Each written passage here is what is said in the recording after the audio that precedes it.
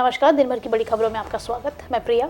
आइए इस बुलेटिन में हम बात करेंगे हरियाणा में नूंह में भड़की हिंसा के बाद घिरी मनोहर लाल खट्टर की सरकार। रणदीप सुरजेवाला और मायावती ने साधा निशाना। इसके बाद हम बात करेंगे कि मंगलवार को हुई कार्रवाई से कैसे नाराज हुए लोकसभा स्पीकर ओम प्रकाश बिरला। मध्य प्रदेश के कुरू नेशनल पार्क में एक और चीता की मौत। मणिपुर के मामले में सारे विपक्षी ने मिलकर राष्ट्रपति द्रौपदी मुर्मू को सौंपा ज्ञापन। इसके साथ ही देश और दुनिया की अन्य खबरों से आप कराएंगे रूबरू। आइए नजर डालते हैं देश की कुछ मुख्य खबरों पर। सबसे पहली खबर, हरियाणा के नूंह में भड़की हिंसा पर कांग्रेस नेता रणदीप सुरजेवाला का बयान आया है। उन्होंने बयान दिया कि वहां के मुख्यमंत्री जानते थे कि वहां हिंसा होने वाली है, यह सरकार की साजिश है। सुरजेवाला ने बीजेपी और जेजेपी सरकार को निशाने में लेते हुए कहा कि यह हिंसा राज्य सरकार की साजिश का हिस्सा है। उन्होंने सवाल किया और कहा कि इंटेलिजेंस इनपुट खट्टर सरकार के पास था, खट्टर सरकार ने कार्रवाई क्यों नहीं की? सरकार साजिश के तहत हाथ पर हाथ धरकर बैठी रही। उन्होंने राज्य सरकार से यह भी पूछा कि नूंह के एसपी को उसी वक्त छुट्टी पर क्यों भेजा गया। सुरजेवाला ने कहा कि मोनू मानेसर हत्या का आरोपी है, उसने भड़काऊ पोस्ट शेयर किया, सरकार ने उसे गिरफ्तार क्यों नहीं किया? अनिल विज उसे क्लीन चिट देते फिर रहे हैं। मुख्यमंत्री ने बताया कि हिंसा में अब तक 6 लोगों की मौत हो चुकी है और 116 लोगों को गिरफ्तार किया जा चुका है। मरने वालों में 2 होमगार्ड और 4 आम लोग शामिल हैं। राज्य में स्थिति को कंट्रोल करने के लिए सुरक्षा व्यवस्था बढ़ा दी गई है और पुलिस के साथ केंद्रीय सुरक्षा बलों को भी तैनात कर दिया गया है। अगली खबर, हरियाणा के नूंह में विश्व हिंदू परिषद की यात्रा के दौरान भड़की हिंसा को लेकर मायावती ने प्रदेश सरकार पर हमला बोला है। बसपा सुप्रीमो मायावती ने कहा कि जब राज्य सरकार इस तरह के कार्यक्रमों को सुरक्षा नहीं दे सकती है तो फिर ऐसे आयोजनों की इजाजत ही क्यों देती है। मायावती ने मणिपुर और हरियाणा की हिंसा के साथ पिछले दिनों हुई तमाम घटनाओं का जिक्र करते हुए कहा कि राजनीतिक और संकीर्ण स्वार्थों की पूर्ति के लिए ऐसी चीजों को अनुमति नहीं दी जानी चाहिए। बसपा सुप्रीमो मायावती ने नूंह में हुई हिंसा को लेकर हरियाणा सरकार पर तीखा हमला बोला।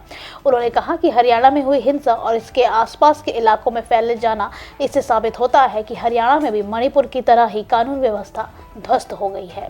वहां की सरकार की खुफिया तंत्र भी निष्क्रिय है, जो चिंताजनक है। हरियाणा सरकार उस यात्रा को सुरक्षा देने में विफल रही। अगर वह इस यात्रा को सुरक्षा नहीं दे सकती तो फिर सरकार ने इस यात्रा की इजाजत ही क्यों दी। अगली खबर, राज्यसभा के नियम 267 के तहत मणिपुर पर चर्चा और प्रधानमंत्री नरेंद्र मोदी के बयान की मांग को लेकर इंडिया के गठबंधन के सदस्यों ने बुधवार को राज्यसभा से बरगेम किया। सभा की कार्रवाई शुरू होते ही सभापति जगदीप धनखड़ ने कहा कि नियम 176 के तहत मणिपुर हिंसा पर बहस 2.5 घंटे तक सीमित नहीं रहेगी। उन्होंने कहा कि नियम 176 के तहत मणिपुर की स्थिति पर चर्चा के लिए कोई समय सीमा नहीं है। उन्होंने कहा कि पार्टियों का पूरा अधिकार होगा। विपक्ष के नेता मल्लिकार्जुन खड़गे ने कहा कि उन्हें नियम 267 के तहत चर्चा के लिए नोटिस दिया है और अन्य विपक्षी सांसद भी अपनी मांग पर जोर दे रहे हैं। धनखड़ ने कहा कि उन्होंने विपक्ष के नेता को मंच दिया, लेकिन अवसर पूरी तरह से उपयोग नहीं किया गया है। कांग्रेस और अन्य विपक्षी दलों ने अपनी मांग पर सरकार के रुख के खिलाफ बरगेम किया, जिसे वे मानसून की शुरुआत से उठा रहे हैं। संसद का सत्र 20 जुलाई को कांग्रेस और 25 अन्य विपक्षी दलों ने इंडिया गठबंधन बनाने के लिए हाथ मिलाया था। अगली खबर, लोकसभा में मंगलवार को हुई घटना में स्पीकर ओम प्रकाश बिरला नाराज हो गए हैं। अपनी नाराजगी जाहिर करते हुए भी स्पीकर ओम प्रकाश अध्यक्ष की कुर्सी पर नहीं बैठे। लोकसभा अध्यक्ष ने पक्ष और विपक्ष के सदस्यों से नाराजगी जाहिर करते हुए अपने फैसले के बारे में भी बताया। स्पीकर बिरला ने कहा कि जब तक सदन में अनुशासन बहाल नहीं होता है वे अध्यक्ष के आसन पर नहीं बैठेंगे। स्पीकर बिरला ने कहा कि उनके लिए सदन की गरिमा सर्वोच्च है। सदन में मर्यादा कायम रखना सबकी सामूहिक जिम्मेदारी है। उन्होंने कहा कि सदन में कुछ सांसदों का बर्ताव सदन की उच्च परंपराओं के विपरीत है।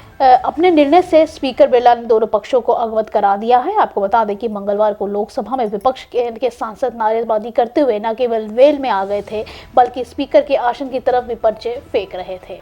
अगली खबर, केंद्र के खिलाफ के पक्ष में और दिल्ली सेवा विधेयक के खिलाफ संसद के दोनों सदनों की संख्या में बल जुटाने के विपक्ष के प्रयासों के बीच तेलंगाना के मुख्यमंत्री और बीआरसी के राष्ट्रीय अध्यक्ष के चंद्रशेखर राव ने बुधवार को घोषणा की है कि उनकी पार्टी न तो इंडिया विपक्षी गुट और न ही भाजपा के नेतृत्व वाली एनडीए के साथ है।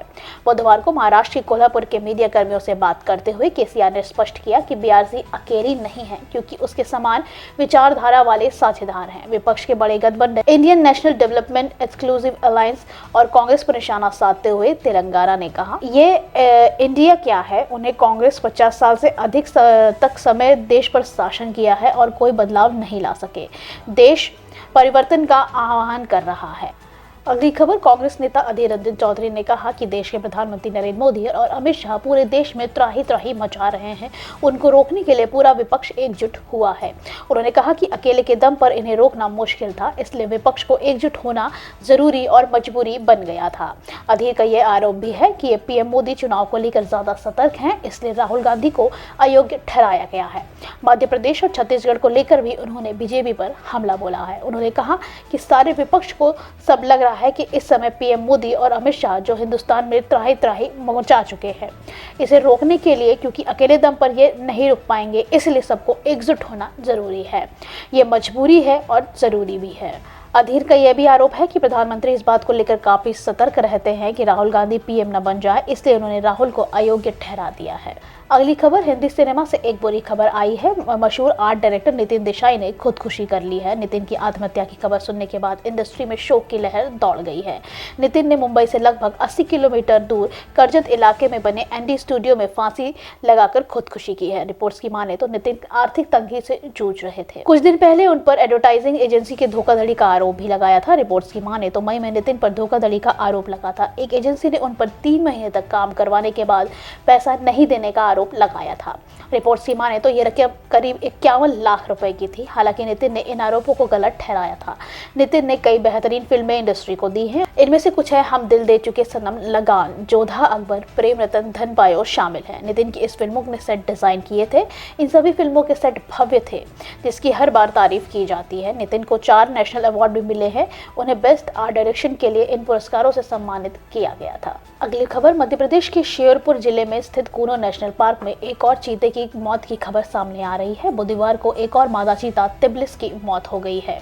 फिलहाल मादा तिब्लिस की मौत के कारणों का खुलासा नहीं हो पाया है। कुछ ही दिन पहले शेरपुर नेशनल पार्क में 6 चीते और 3 शावकों की जान जा चुकी है।